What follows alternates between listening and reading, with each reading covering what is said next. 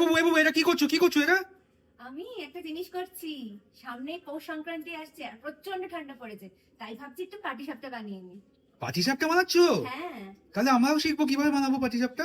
হ্যাঁ, তোমাদের জন্য তো বানাচ্ছি। আসো আসো দেখিয়ে দিই কিভাবে বানাচ্ছি আমি পাটিসাপটা। খুবই সহজ রেসিপি।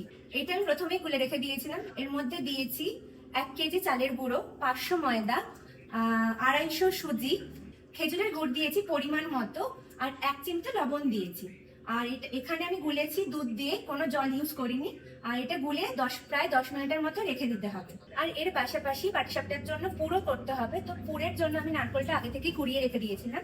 তো নারকেলের সাথে খেজুরের গুড় মিক্স করে এইটাকে তৈরি করে নিয়েছি। প্রথমে প্যানে ঘি দিয়ে একটু ব্রাশ করে নিলাম। তারপরে এখানে এই গোলাটা রয়েছে, 1 হাতা গোলা, এটা মাপে এই প্যানের মধ্যে দিয়ে দিলাম।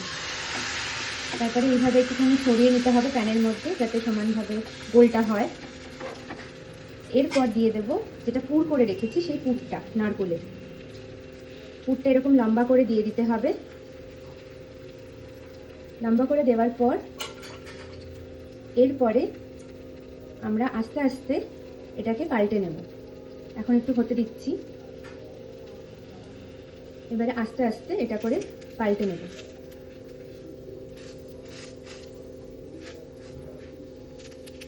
পুরো ডিমের অমলেট যেভাবে পাল্টায় সেইভাবে উলটপালট করে নেব। এটা হয়ে গেছে। বেশি না পুড়িয়ে তুলে নিতে হবে, না হলে পুড়ে যাবে। এটা রেডি হয়ে গেছে পাটিসাপটার জন্য। এই যে এতগুলো রেডি হয়ে গেছে, এরপর আমি এটা খেয়ে নেব।